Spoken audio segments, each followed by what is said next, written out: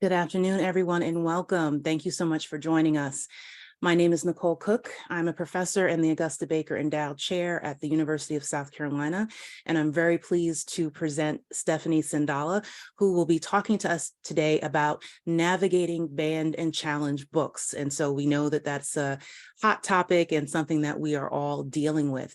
And Stephanie has been kind enough to update a presentation that she gave last year, so we're able to, keep up with the latest developments. So we're very grateful for Stephanie's time and expertise. So let me give you Stephanie's bio, but before I do that, just want to remind people to please keep yourselves on mute. If you have any questions for Stephanie, please feel free to put them in the chat, and we'll have time at the end of the presentation to interact with Stephanie and get some questions answered. All right, so Stephanie is an associate editor of The Reservoir, a chronicle for collective change. And this is a new publication that Stephanie, Sierra Harris, Stacey Collins, and myself are working on that we're hoping will come out end of this semester. And she is also the programming and outreach specialist at Library Link NJ, which is a state library consortium in New Jersey. Her LIS interests include reference services, collection development, and the ever-changing intellectual freedom landscape. Thank you so much, Stephanie, and we are grateful to have you here today. Yeah, thank you all. Thank you for having me. Let me share my screen. Okay.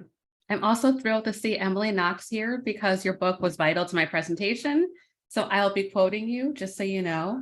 So very excited for that as well.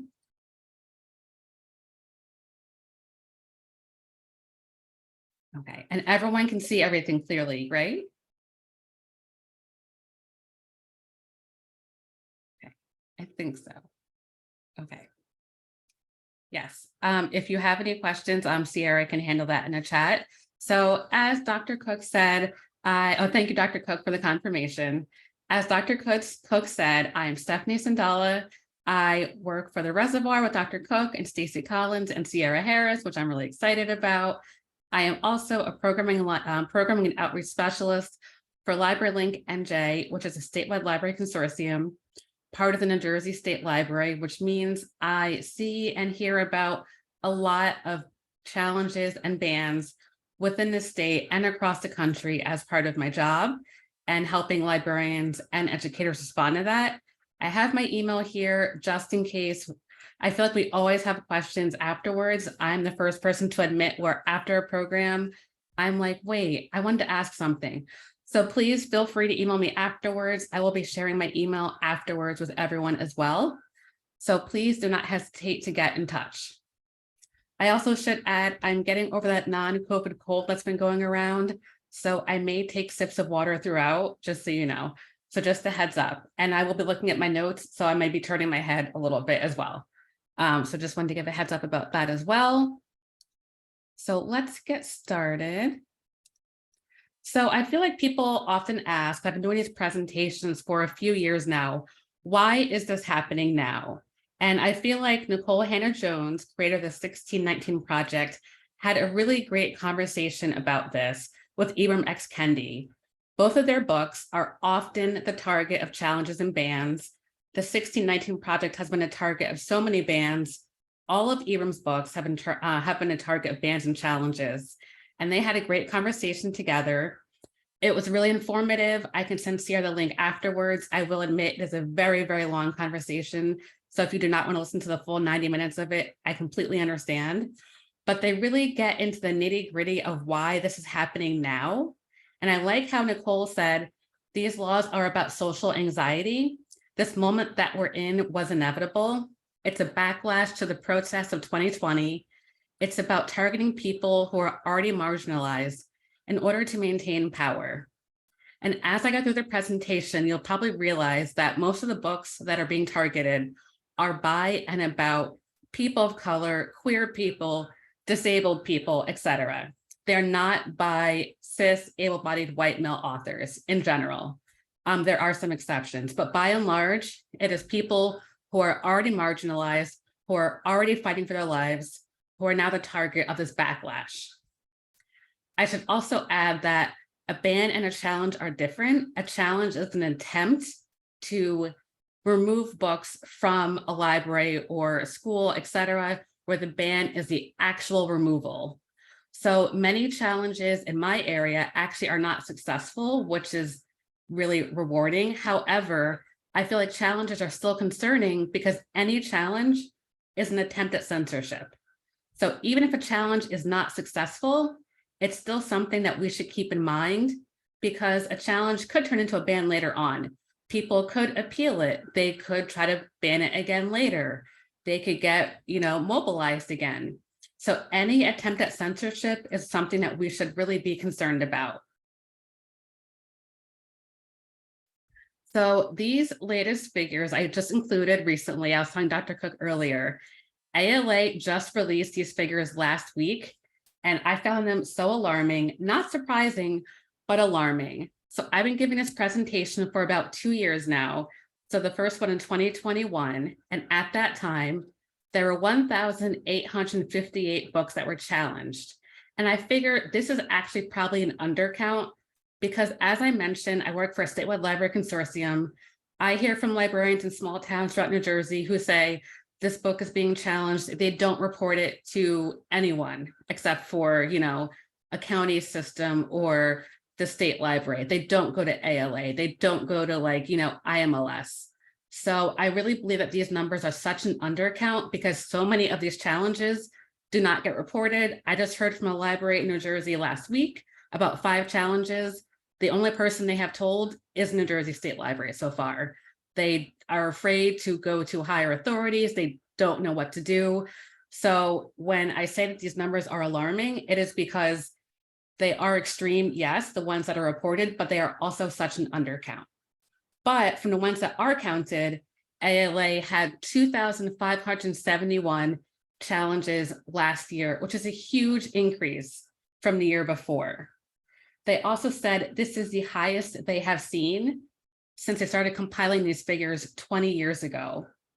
Of these titles, the vast majority, as I mentioned, were by and about people who are queer and or people of color. They also noted, which I think is very interesting, that 58% of the reported challenges were in school libraries. So school librarians are really, really feeling the brunt of this. 41% were in public libraries. I should also mention here, this is my tangent. I work on call at an academic library. I hear all the time academic librarians saying this isn't their fight. I cannot disagree more. This is everyone's fight. These voices of censorship will not stop at school and public libraries. Academic libraries are already starting to get these voices of censorship questioning their curriculum of what they're teaching college students. This is an access issue. These voices of censorship want to reduce access to education that is not limited to school K through 12, that's not limited to public libraries. So if you're an academic librarian and you think this isn't your fight, I'm sorry to tell you, this is your fight as well. You should be concerned. This is everyone's fight. So that is my tangent. Thank you for bearing with me. So another concerning issue was that 90% of these books, of these challenges, were attempts to ban multiple titles. This is something I have seen firsthand in the town next to mine in New Jersey. The librarian reached out to me to help because we have a little task force to support each other at school board meetings. And a person came with a list of the most banned books from ALA from 2021. This is a Moms for Liberty member, and she wanted to ban every single book on this list from ALA's most challenged and banned lists from 2021. She hadn't read any of the books. She didn't know anything about them. She just saw that they were on a list of popular books that were banned and challenged, and she wanted them removed. Thankfully, her plan did not work because we had a lot of measures in place, and the librarian there was able to, this is a school librarian, she was able to use these resources that I recommended to prevent that challenge. But that's just what's happening. It's a list of 10 to 15 books.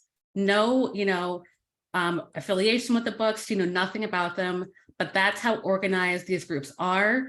They will take lists and they will just go to schools, to libraries, and they will try to ban as many books as possible. And these other figures from ALA, they said 12% of challenges were involving challenges to 2 to 9 books. 38% were involving challenges to 10 to 99 books. And 40% were involving challenges to 100 books or more. So again, these are organized groups, not just Moms for Liberty. There's No Turn in Education, I think it's called. There are several other organized groups in various states. They just find these lists anywhere and they just bring them to boards, to meetings, to libraries, etc. And the main thing I will emphasize here is being as prepared as possible. Nothing should come as a surprise. ALA also mentioned that prior to 2021, the vast majority of challenges were only involved in 1 book. So again, this is a huge difference. This report was just released. I can send Sierra the full report if anyone is interested. It is worth taking a look. It is very chilling, I must admit, but it really shows the landscape of censorship of where we are. And I must reiterate, I do believe it's an undercount because so many of these challenges do not go up to ALA. They do not go past the county or even state level. I know for National Library Week, ALA will release the full list of the most banned books from last year. Honestly, I don't know what will be on it because I've seen so many challenges across the spectrum of so many books lately that it really could be anything of this list of the most banned books. So I'm curious to see what is on it. But I think it is something we should all keep in mind going forward as we work in collection development, reference, access services, tech services, etc. So what is being banned? So this is a great resource from PEN America. I can send it to Sierra as well, covering what exactly is being banned. First and foremost, as many of us know, books that deal with or have queer characters. Books by queer authors, genderqueer has been one of the targets of bans and challenges for months now, as many of us know. Fiction and nonfiction addressing race and racism in the United States is a frequent topic of challenges and bans. These voices of censorship are scared of those who want to uplift voices that are often excluded from literature. They want to dictate what everyone else should and shouldn't read. And that alone is really frightening. And this isn't simply an intellectual freedom issue. I feel like it's a political issue because they are targeting people who already are marginalized. They are really making us fight for our lives. And people are saying, well, these books may not be age appropriate, but my question to that is, what does age appropriate mean? What age is really appropriate? Is there ever an age appropriate for them? Because oftentimes there really isn't. So other books that are being banned and challenged deal with sexual or health-related content, which is really frustrating because these are often not sexual books in any sense of the form. They are just informing people or informing teens about puberty, etc., about periods, stuff like that. I've seen a lot of nonfiction books covering Black and Brown historical figures, biographies of Rosa Parks, Martin Luther King Jr., Malala's book has been challenged a lot here lately, which is mind-boggling to me. So there's so many of these books that we think maybe might not be a big deal, but they are the frequent target of attacks. Other popular books being targeted, as I mentioned, Genderqueer, Lawn Boy, The Hate You Give, etc. So again, these are books by people who are already marginalized in society itself. Also, what is being banned is, which I think is wild, are books covering topics relating to grief. This is wild to me because over the past few years, children, especially during the course of the pandemic, have dealt with so much grief, just like loss of, friendships, school, health, etc. So I think at the least, they should have books covering these subjects, but people want to prevent them from having that, which again is very frustrating. And I think the most important thing to keep in mind is parents have the right to influence their own child's education, but not to influence what all children are allowed to read. So you can't prevent people from complaining, but you can decide how you're going to respond. I also want to emphasize that we often think that these bans and challenges might increase sales of books for authors, but that isn't always the case. Not all authors have enough security or a large enough platform to speak out.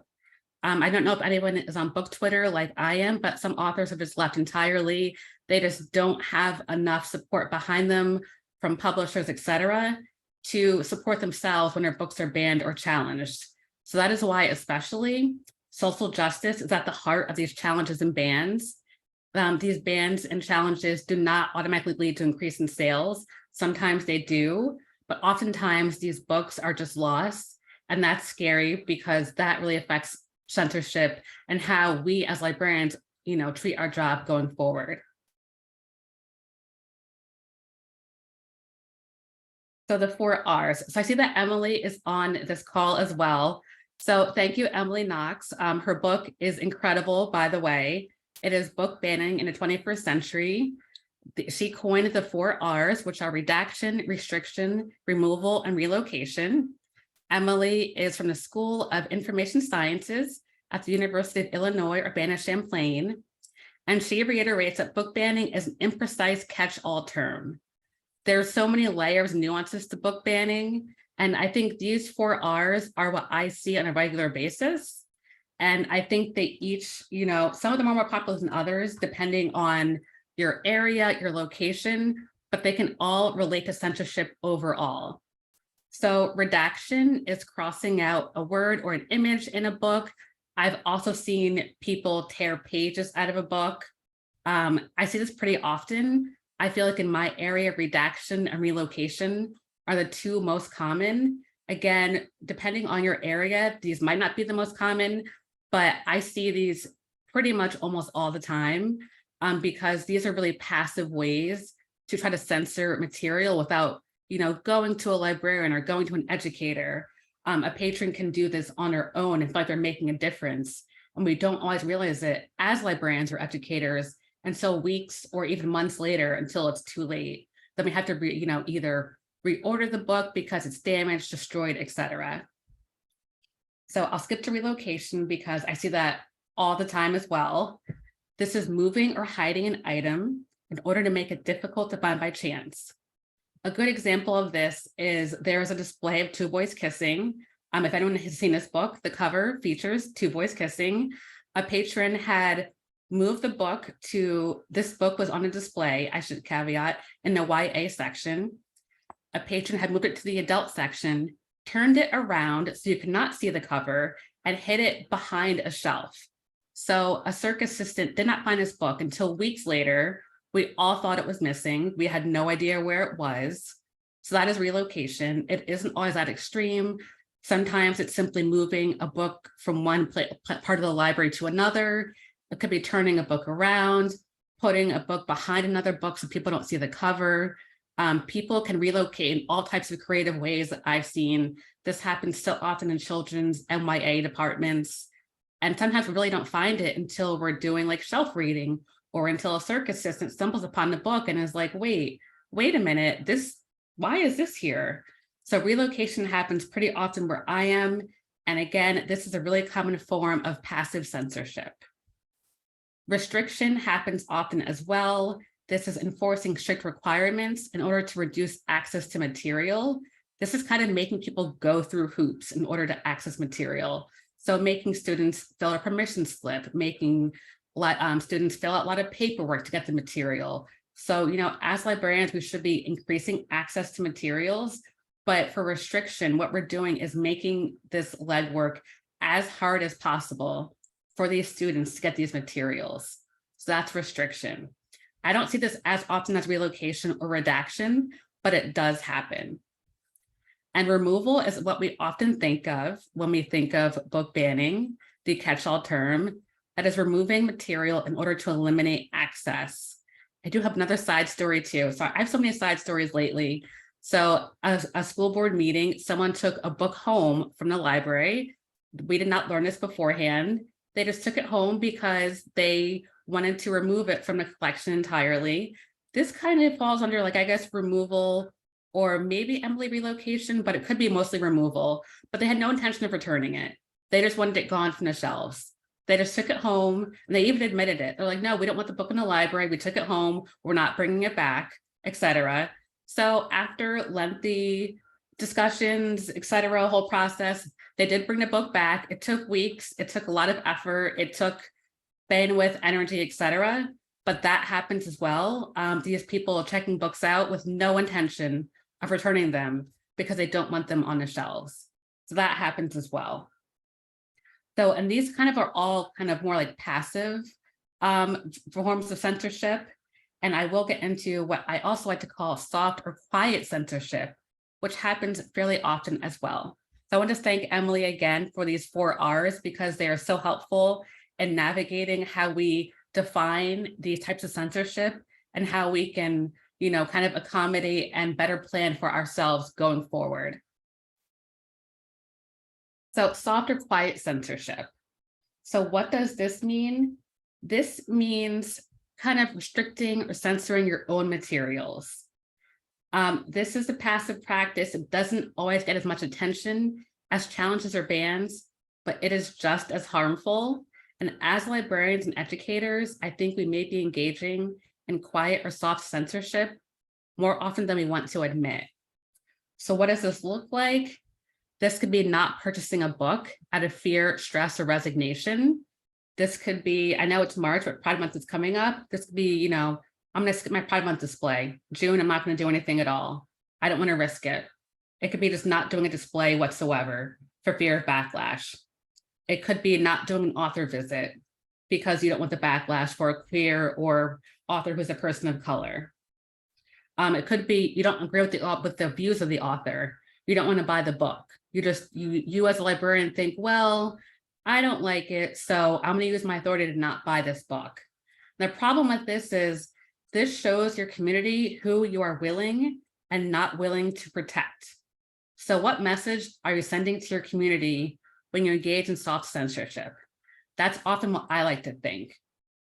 And this is often done out of fear of or deference to the preference of others. But the problem with this is it often, again, primarily impacts Black and queer authors.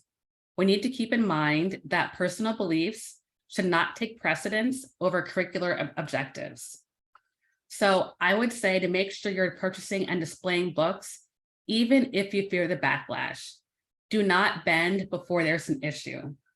Neutrality inevitably prioritizes the majority at the expense of the minority. And since these minority voices are already being marginalized, we don't want to marginalize them even further. As educators, as librarians, that is not what we want to do. And also, defending, caving in early on will not save you in a case of getting banned or challenged. It is not our role to decide what our community wants to read. It is our role to serve it as it is in real life. This is why having a solid policy for collection development is really, really important. And I will emphasize that in the next coming slides and how to make that policy as ironclad as possible to protect you from bans and challenges. So I want to go over really quickly navigating the Bill of Rights, Parents' Bill of Rights, which was just passed by the House this past week. If you're watching this on a recording, this is the last week of March. This was passed a few days ago. It may not go to the Congress. It may not go to Congress. It may or may not. But to be honest, the fact that it passed the House is scary enough. I know that some states are already thinking of implementing it on their own, whether or not it goes to Congress or not. So I feel like it's always important to be, ready and don't be caught off guard.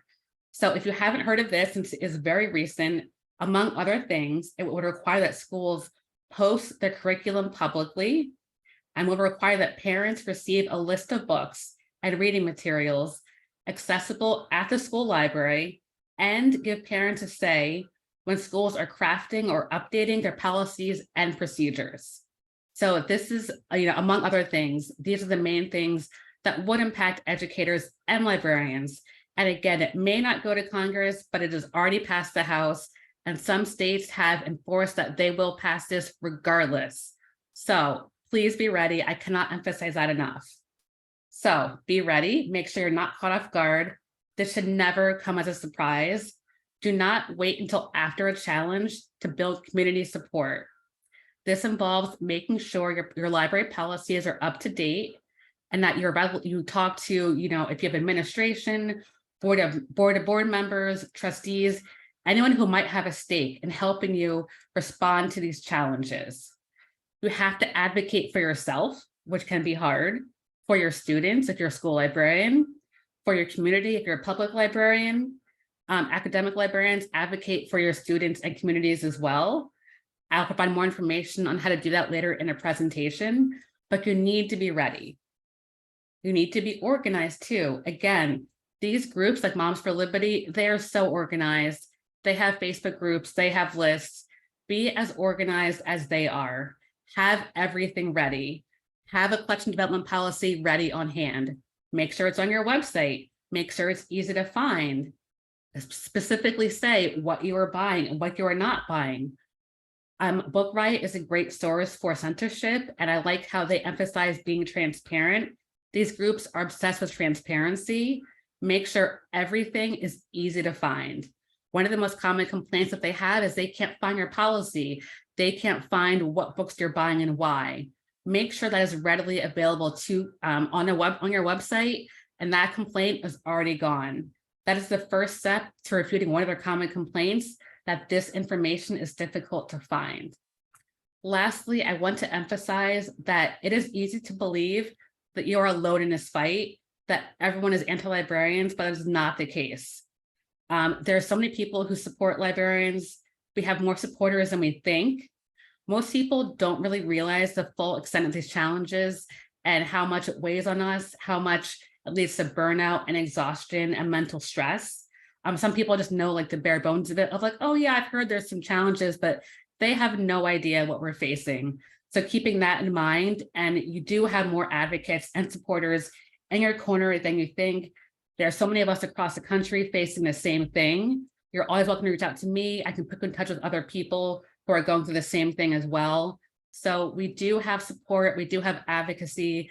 There are groups that are waiting to help us specifically, so we are not alone, and that is important to keep in mind. Our voice does matter. So I wanted to add that as well. So next, for policies, the most important thing is getting everything in writing. Documentation is so important. Have a written collection development policy that outlines your process for selecting materials. And you can even say which materials you're not selecting and why. So you could say, I'm not selecting political books over 2 years old, etc. This criteria can and should include, if you're a school librarian, relevance to the subject matter, recommended grade level, format, etc.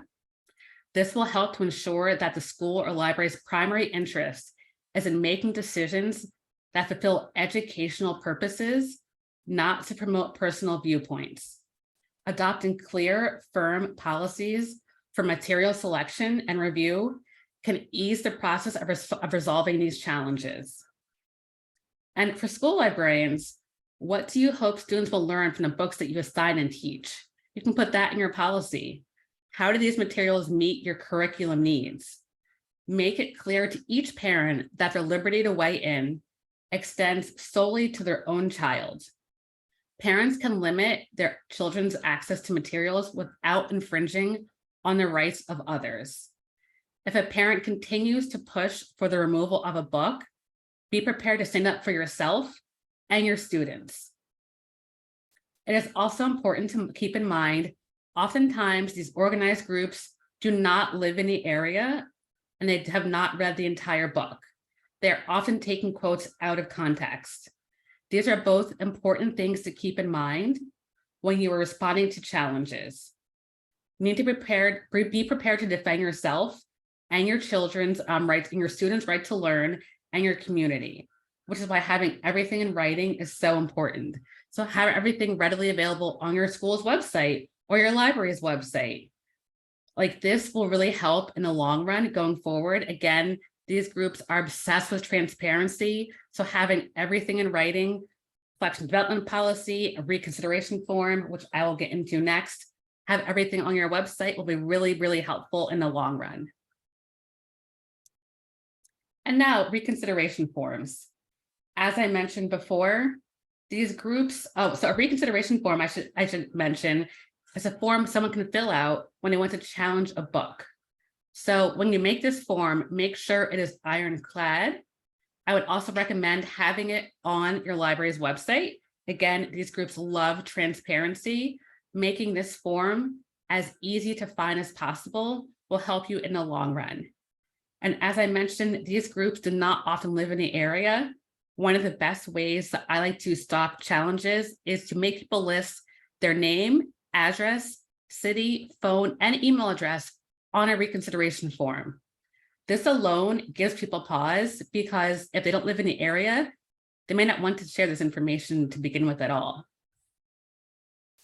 Ask if they are the parent or legal guardian of a student in the district. Again, this gives a lot of people pause because they don't want to admit that, oh, well, I live 5 states away, so I'm not going to fill this out. Another great question to have on your form is what brought this material to their attention? What are they challenging and why? Oftentimes it's, well, I saw it on Facebook and I didn't like it. That's not enough of a reason. Make sure they have a specific reason of why this book should be challenged.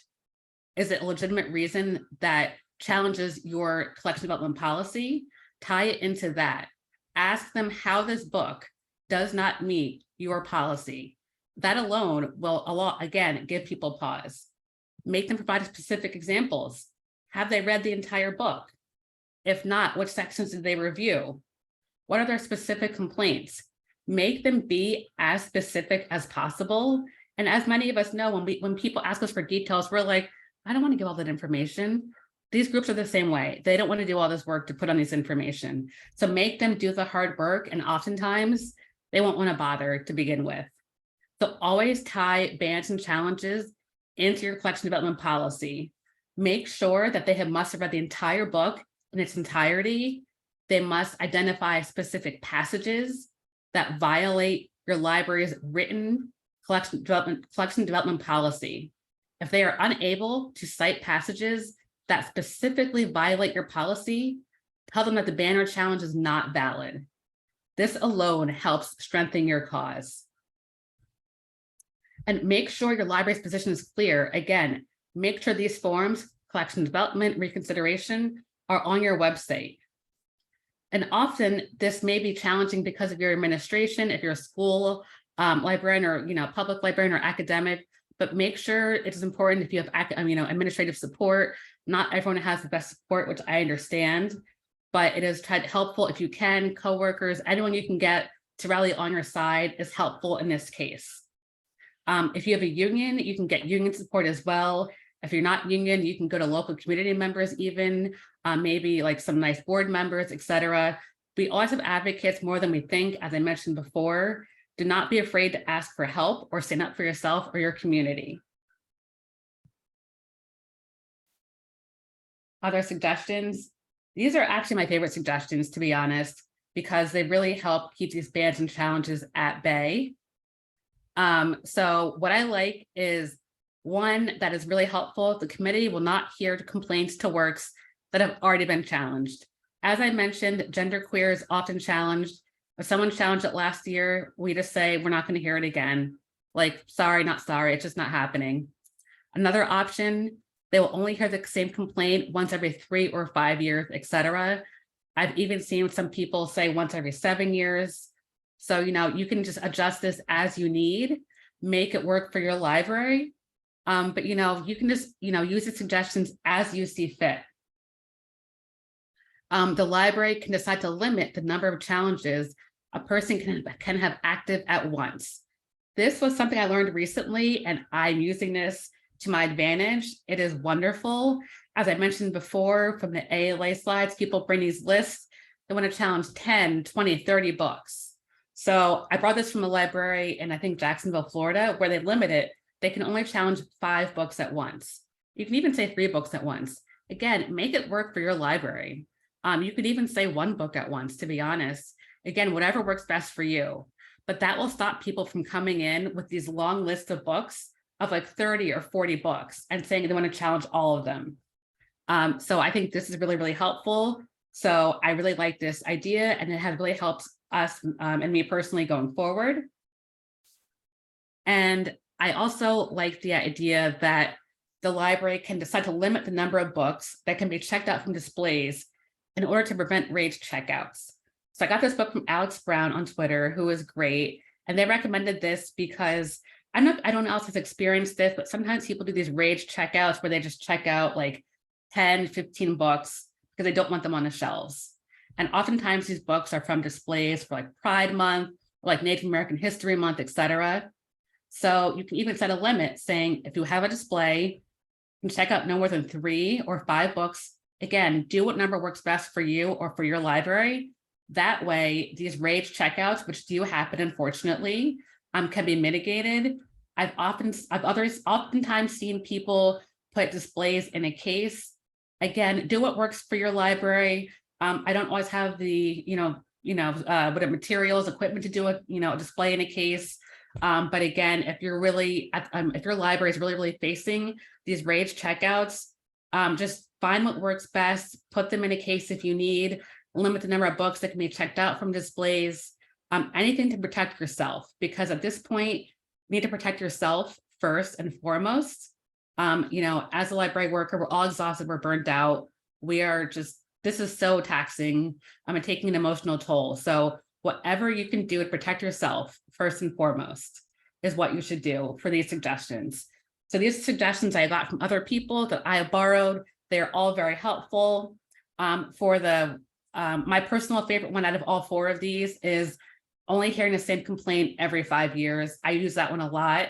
I think it's really helpful. So genderqueer, sorry, not going to hear it until, what year is it? Yeah, 2023, 2028. So Lawn Boy, not until 2028. So yeah, that's a really good one.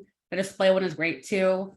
So these are all good suggestions. And again, use them as you see fit, find what works for you and go from there. But my other main advice for this is do not do anything to put yourself in danger. Make sure you're keeping yourself and your staff safe first and foremost. So another great quote from Emily. Thank you again for being here. Emily had a great chat with Deerfield Public Library in January, and she was talking about fairness, justice, and accountability. And I really liked how she was saying that people don't agree with what these words mean. So specifically, what Moms for Liberty says is that you are not being fair or just or accountable to my child if you make it seem like there's something wrong with our country. This really stood out to me because, again, so many of these challenges come from people saying, well, it isn't fair that this book is on your shelf. It isn't just. And again, what does that word mean? So this presentation is excellent. I can send Sierra the link. I highly recommend it. It is really good. Again, in this presentation, Emily also mentions, which is a good reminder, that the civil rights movement wasn't that long ago. So we are still a relatively new country. We are still kind of like really, not that far out from the Voting Rights Act. This is all very new history for us in terms of democracy and people having a right to vote and people having rights. So again, that historical context is important to keep in mind as we consider these bans and challenges, and as we see that people have different definitions of fair, just, and accountable. So thank you again, Emily, for that.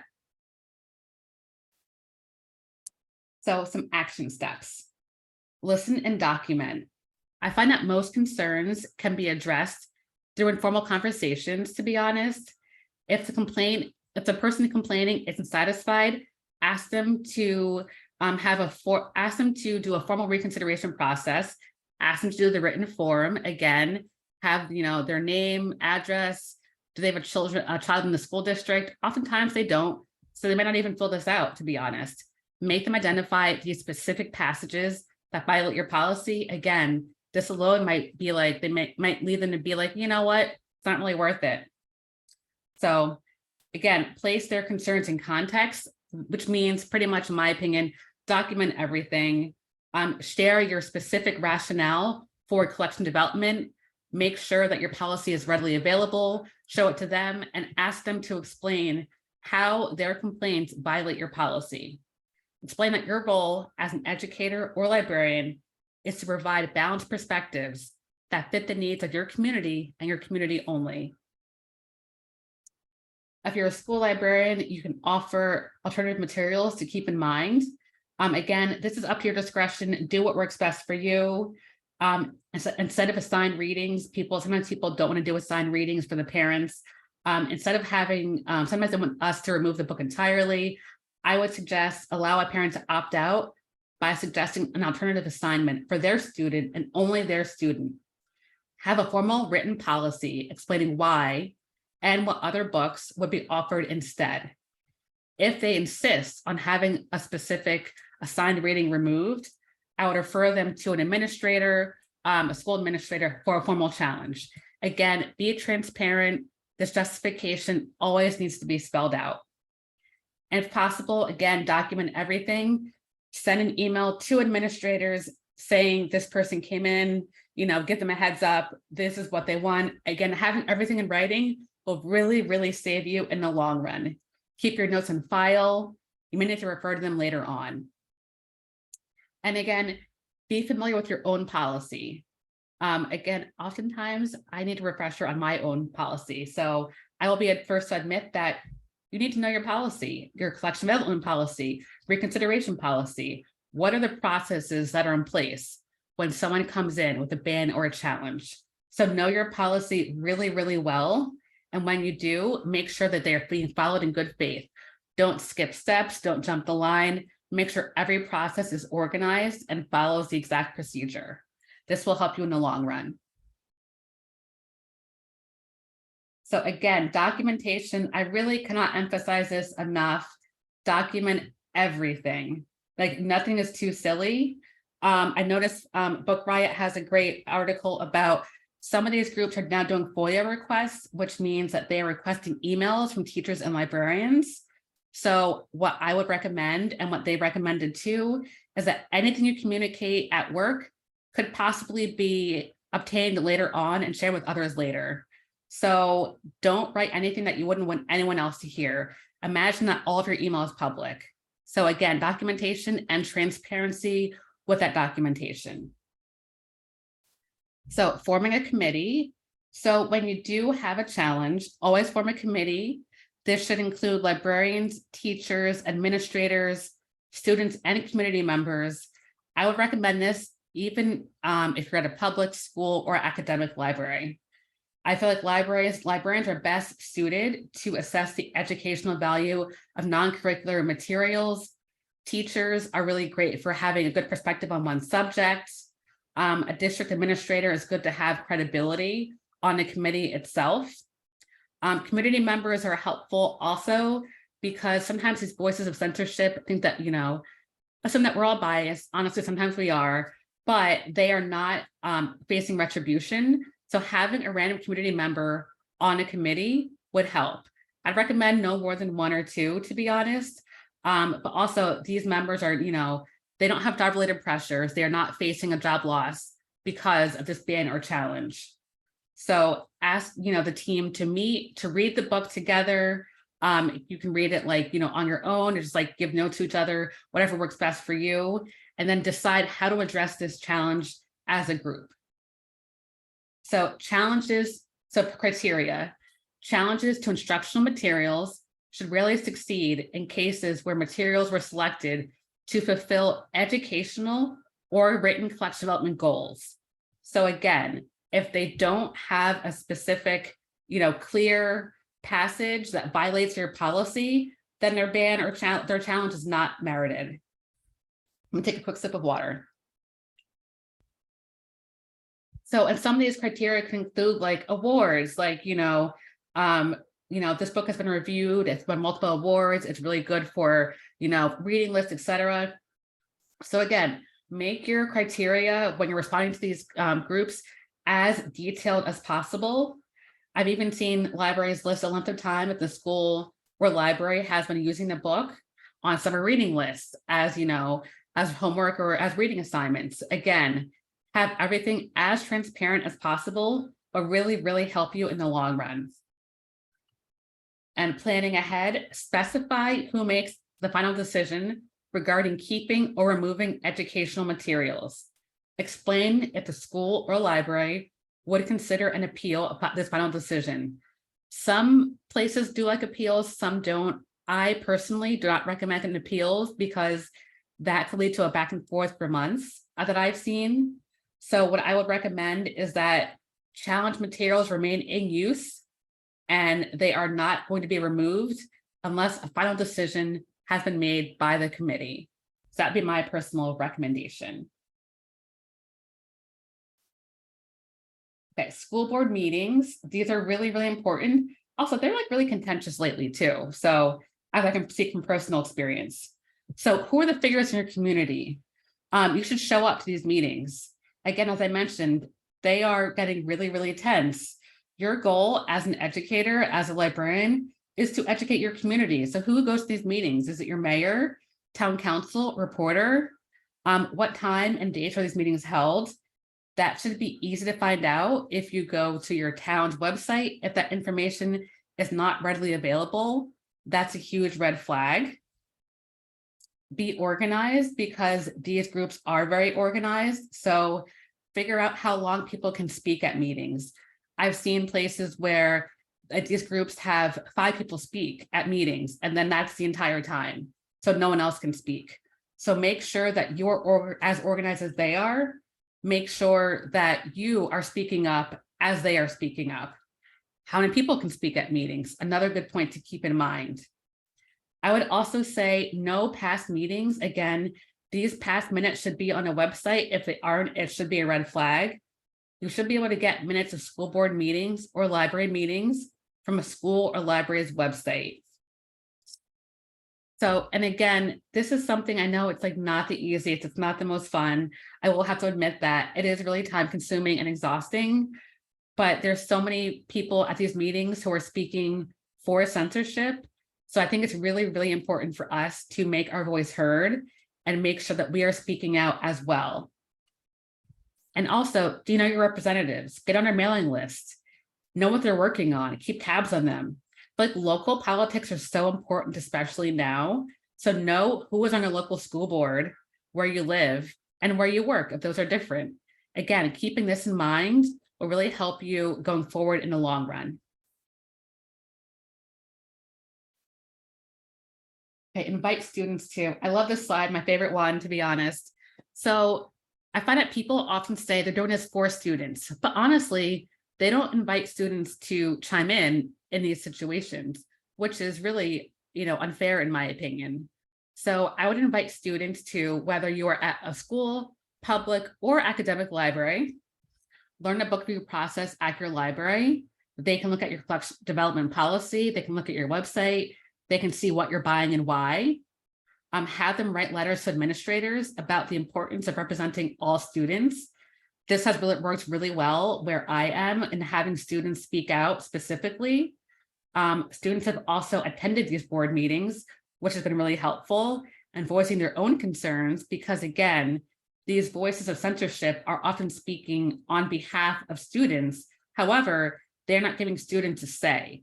So it is really, really important to hear from students directly. And lastly, it is really important for students to share what they lose when they don't have access to these materials. And again, I feel like Gen Z especially really likes speaking out about these issues.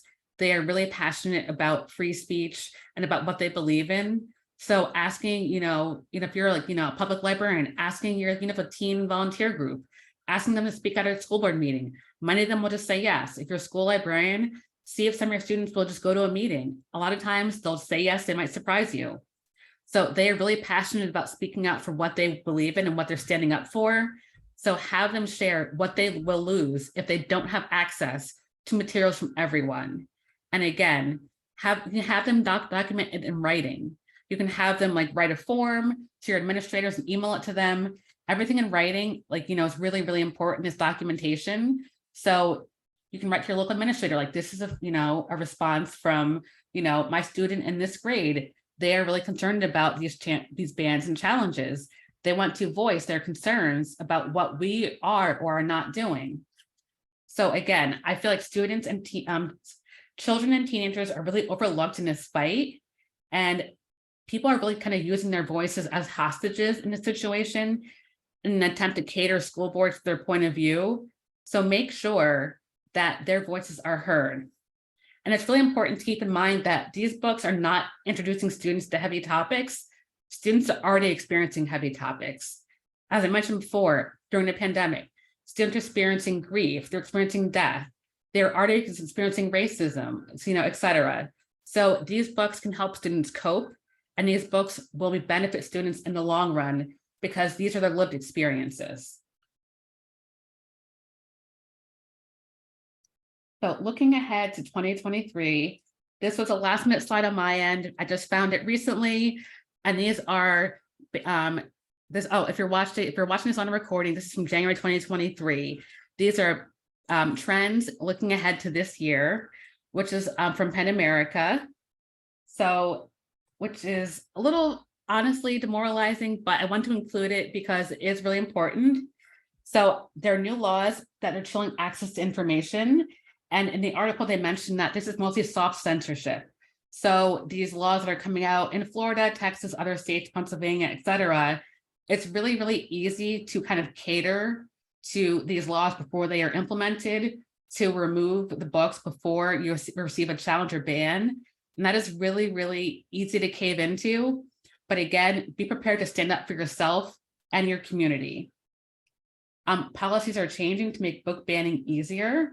This is also really frustrating because a lot of times school boards or districts are kind of taking power away from educators or librarians, and they themselves are making policies about collection and development, about access, about who can speak about these issues. So that is also a really huge challenge.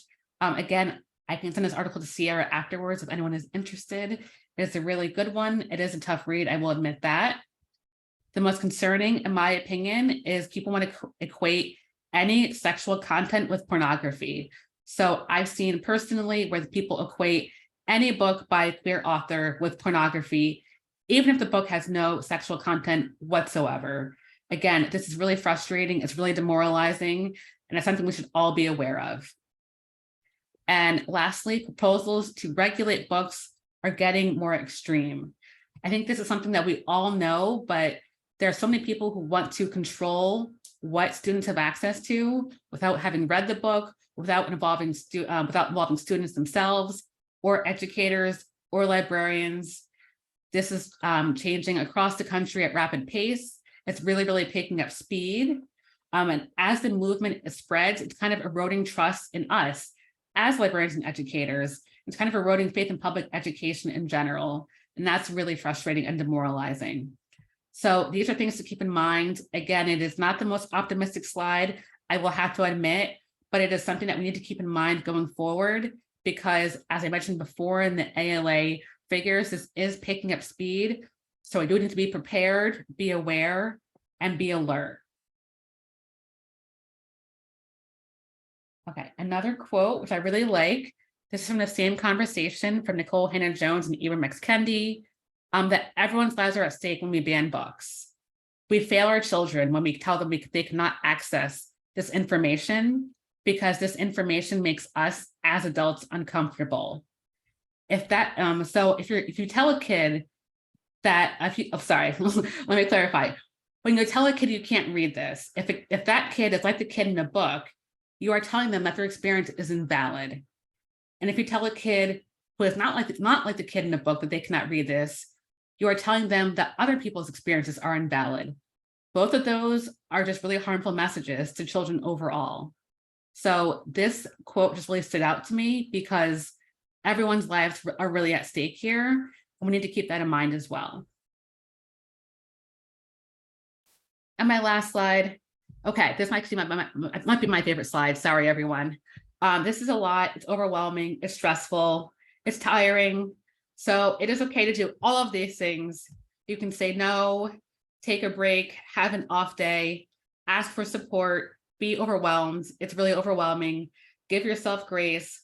One of my favorite tips from Book Riot is do not respond to things right away.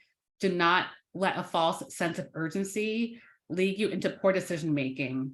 It's so tempting when we get one of these challenges to respond immediately.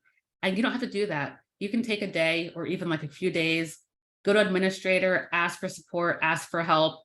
Do not rush to respond. Just waiting a day, waiting a couple of days really, really helps. And again, all of these are okay. Everything, taking a break, taking like a breather. I take breaks at times too. So again, whatever works best for you, protect yourself first. Do not overdo it. Make sure your own mental health and personal safety of yourself and your staff is first and foremost. And that is how I will end on. And again, my email address here, please feel free to reach out. This is a lot of information. If you have any questions like in a day or next week or whenever, feel free to reach out to me. I'm happy to help or point you in the right direction. And I appreciate you all for being here and for paying for this webinar and supporting us. It means a lot. And thank you so, so much for being here. Awesome. Thank you so much, Stephanie. So Thank you for having me. Of course. So you've gotten a lot of questions. So, and we're short on time. So I'm just going to pull some. Okay. This one I think could go for anyone. And this is from Marissa. Okay. They asked, as a new school librarian, do you have any tips for forming a committee? And I think just any advice in general for a new librarian. For a new librarian, forming a committee, I would involve a school librarian. I would involve a teacher, yourself, an administrator, if you can, and a community member, just so you have differing opinions on this topic. So I'd involve probably about 4 people, if possible. Awesome, thank you. This question is from Jessica. Jessica wrote, in our library's intellectual freedom class, we are instructed to thank patrons when they share concerns with us, but I just can't say thank you when they're saying such hateful things. Any suggestions for an alternative phrase that acknowledges a patron's complaint? Oh, yeah, I don't like thank you either. I would just say, I appreciate you bringing this to our attention. Okay. That sounds like, as good as thank you, but not really. But yeah, thank you is a really strange thing to say to that. So I would just kind of maybe reform it, rephrase it as that. Yeah, I think I like that too. Yeah. Jonathan asked, this is a question about an official challenge form. Do any folks have or do you have any suggestions on wording the criteria for evaluating the what brought this to your attention question? Oh, okay. I would say, how did you find out about this book? Is a good way to phrase it. Or what specific concerns do you have about the material in this book? So make the question as specific as possible. So kind of make them do the most work and, in creating a challenge on their end. Awesome, thank you. Another question from Marissa. This is actually the first question we got, so we had to ask this one. Okay. Marissa asks, wouldn't pushing for ebooks in the future reduce the ability of concerned citizens performing any of the 4 R's on books? Wait, sorry, I didn't hear the question. Wouldn't pushing for ebooks in the future reduce the ability of concerned citizens, in quotes, performing any of the 4 R's on books? I think it may or may not, but it may not, because these voices of censorship may go to your library's website and look at Hoopla, Overdrive, Libby, etc. too. So I would say it may or may not reduce the 4 R's. Okay. And this question is from Daniela. Thank you for sending it to me, Daniela. Daniela said, what can you do if there is a YA book that you think is for an older audience than the one recommended? And you're a librarian and you're concerned about it specifically? Hopefully they respond. I'm guessing. Oh, okay. Yeah. I guess in that question, I would just go to an administrator if you're specifically concerned about it. Yeah, because that seems like a little bit vague, because I wasn't sure as a full context, but Daniel, you can email me too, and I can, get you some more information as well. Awesome. Well, we are just about, okay, let's do this one, the last one. Oh, sure. Jessica, something I wonder about in emphasizing a parent's right to restrict their child's access to material is, what about the child's right to read? What are your thoughts? That's a good question to end on. Oh, so people are asking, what about, sorry, can you repeat the question? I'm sorry about that. Something I wonder about in emphasizing a parent's right to restrict their child's access to materials is, what about their child's right to read? What are your thoughts? Okay, right to read. So you're responding to a parent wanting to restrict materials? And they're concerned about the child's right to read. So the child's right to. Oh, okay. Yeah. That's a really difficult question because oftentimes you really don't want to kind of get into kind of like a almost political fight with a parent. I would just, maybe you can phrase it and say you can support the child however they, however you can. But again, I think it gets into a really gray, iffy area when you try to go up and above and around a parent specifically, especially one that is determined to kind of limit what our child wants to read. But Awesome. you can just say that you like all the materials are available here for your child. Like you can tell them that directly, but I would be really cautious about the phrasing of that. Thank you so much, Stephanie. Thank you for everything. This was wonderful. Oh, thank you. I just want to remind folks that I will send out the recording tomorrow.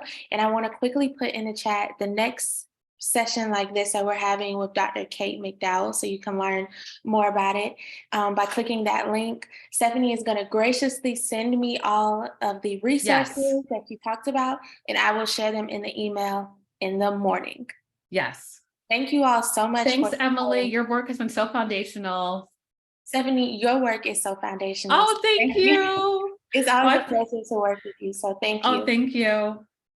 And thank you all for supporting us. This was our first session where we sought donations, and the support has been so real. We are Yes, so thank grateful. you so much. I know we really, really appreciate it. And I know it's like, it is hard to charge for these, but like, thank you so much for supporting us and for making, making a little bit of a difference in this. We really appreciate it. All right, everyone, have a good night. Have a good night. Thank you, everyone.